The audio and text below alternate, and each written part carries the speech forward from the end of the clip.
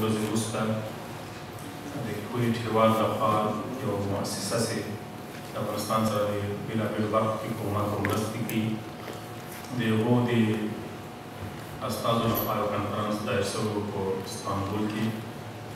هغو کې هم د اسلامي امارت استازو ګډون درلود او الحمدلله د اسلامي امارت غوښتنې او پیشنهادونه همدغه معلومات هلته تشریح او توضیح شول. افغان تجاران او افغان سرمایه‌گذار ترکیه کې حضور لري، ترکیه کې سرمایه‌گذاري شته او ترکیه کې اوسېږي. ځینې برخې اگر په افغانستان کې هم د تجارت لري او نور هسې تجاران چې هلته اوسېږي د هغو ټولو سره یو ناستې وشوې په متعددو برخو کې. په افغانستان کې د سرمایه‌گذارۍ، په افغانستان کې د پانګونې، په افغانستان کې د هغو امکاناتو چې موږ یې لرو معلوماتو سره شریک شول او دوی وغوښتل شول چې افغانستان ته راسي، خپلې سرمایې راوړي او افغانستان کې چې په معادنو کې، په زراعت کې، همداراز په ساختماني برخه کې موږ کوم همکاریو ته ضرورت لرو، سرمایه‌گذاریو ته زمینه لرو، په دې کې له افغانانو سره کومک وکړو. چې الحمدلله هغوی هم ډېر تشویق شول او ژمنې یې وکړې چې سرمایه‌گذاري لپاره په افغانستان کې خپل حضور ډېروي. یو بل پرمختګ چې موږ په ترکیه کې درلود هغه دا و چې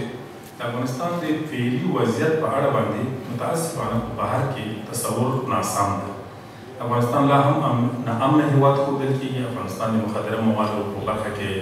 داسې ښودل کېږي متاسفانه چې لا هم ورته ستونزې وجود لري او داسې د یو نظام د جوړښت په اړه باندې هم هلته سوالونه شته بېلابېلو برخو کې. خو دغه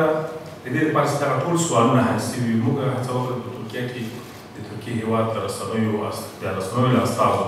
د هغو له لیکوالانو، تحلیلګرانو او هغه پوهانو سره چې هغوی په دغه برخه کې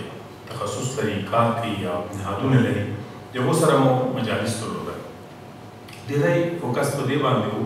چې د افغانستان فعلي وضعیت ورته تشریح شي لکه څرنګه چې ده، کوم امنیت چې دلته راغلی، کوم زمینه سازي چې دلته شته، دغه تصور او دغه ذهنیت چې دلته ګڼي لا امنیت نشته بدل شي او متاسفانه دغه عیني واقعیت په افغانستان کې د باندې نه دي انعکاس شوي. دا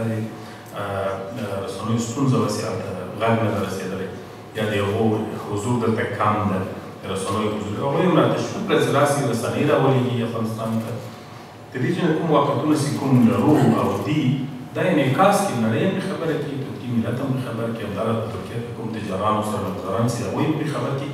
دا ناسم ذهنیت متاسفانه هلته خپور ده چې ګنې په افغانستان کې امنیت نشته یا بل دا ټول ځای دی. نو هغو سره مو ډېر موفقه مجالس درلودل. جهت دیگری که در ترکیه مد نظر گرفته شد در ضمن چند روزی که هیئت اونجا بوده، دیدن و همچنان ملاقاتات مختلف با احزاب مختلف، احزاب اسلامی و احزاب ترکیه، همچنان شخصیت‌های سیاسی که در ترکیه زیست دارند، متنفذین کشورهای مختلف که در اونجا حضور دارند و آنها ملاقات‌های صورت گرفت در مورد وضعیت افغانستان، در مورد امنیت که در افغانستان است، در مورد زمینه سازی که در افغانستان برای زندگی و تحول جدید وجود دارد. در این مورد معلومات‌های ارائه شد و سوالاتشان پاسخ گفته شد و چیزی که در افغانستان مواجه است و مشکلات و بعضی مسائل اقتصادی هم مطرح شد که باعث شد تا توجه آنها به افغانستان معطوف شود و همچنان قدری که آنها می‌دانند و می‌فهمند با پناهگاه‌های مختلف و همکاری‌های خود دوام بدهند. یک گام دیگری که برداشته شده بود در 4 ولایت ترکیه، در دیار بکر، همچنان انقره، همچنان استانبول و خوجالی، با صنعتکارای ترکی و همچنان صنعتکارایی که از کشورهای دیگر در ترکیه سرمایه‌گذاری دارند و یا تجارای ترکی، همچنان تجارای کشورهای دیگر که در اونجا هستند و همچنان صاحبان شرکت‌های مختلف، شرکت‌های تولیدی که در ترکیه هستند، در بخش‌های زراعت، در بخش‌های عمران، در بخش‌های معادن، تخصص‌های مختلف دارند، کارکردهای مختلف و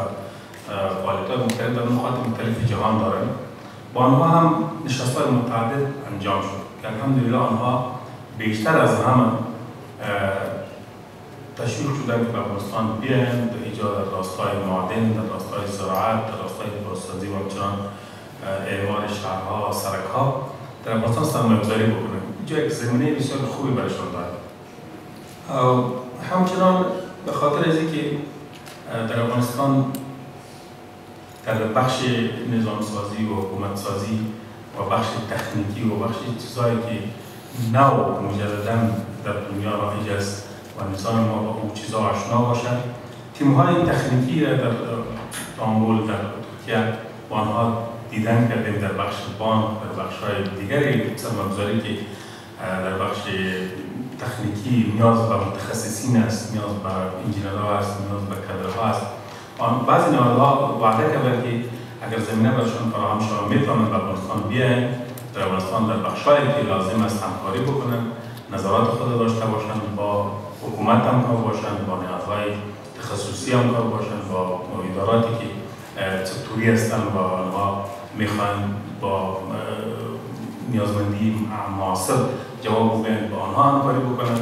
و همچنان چیزهایی که در بخش برق، تولید برق نو رایج است در دنیا، در زراعت میکانیزه نو رایج است در دنیا و موفق هم است. همچنان بخش‌های دیگری تولیدات افغانستان پروسس مواد است، گونه استاندارد در این بخش‌ها با ما همکاری بکنند، هم آنها تشویق شدن و آنها دیدن شد. یک بخش اعظم دیگری که ما در ترکیه با مواجه شدیم بود که با بعضی مسئولین حکومتی کشور ترکیه دیدن کردیم، بخصوص وزیر سیاست مالیه ترکیه با ما بسیار وقت دادن و در بخش مالی، بخش بانکی، در بخش عواید، در بخش گمرکات، در این بخش بسیار توضیحات خوب ارائه شد و هم تعهد شد که همکاری‌های لازم می‌کنند. ما در بخش وزارت مالیه تقریباً از 20 تا 40 مورد را داریم که شرکت‌ها هستند در چوکات وزارت مالیه. همکاری خواستیم که در این راستا با ما سرمایه‌گذاری شود، همکاری شود تا همین شرکت‌های افغانی احیا شود. آنها قابل از شوند که عواید داشته باشند، منفعتش به مردم افغانستان برسد. آنها هم بسیار با خرسندی را پاسخ مثبت گفتن و وعده سپردن که در این راستا با وزارت محترم مالیه افغانستان یک اجلاس مشترک را زیر نظر دارند و در آینده‌های نزدیک نشست مشترک خواهد کردن و نیازها و ضرورت‌های افغانستان را با خود نوت خواهد کردن، بحث و بررسی خواهد کردن که چقدر میتوانند همکاری بکنن، از همکاریشان ما مستفید خواهد شد.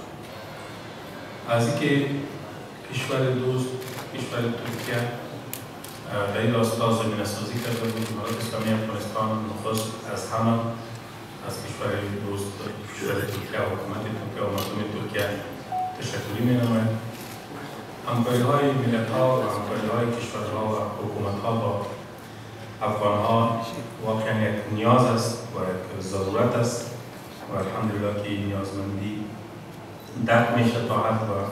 کشورهای دوست و برادر با ما در این راستا همکاری میکنند.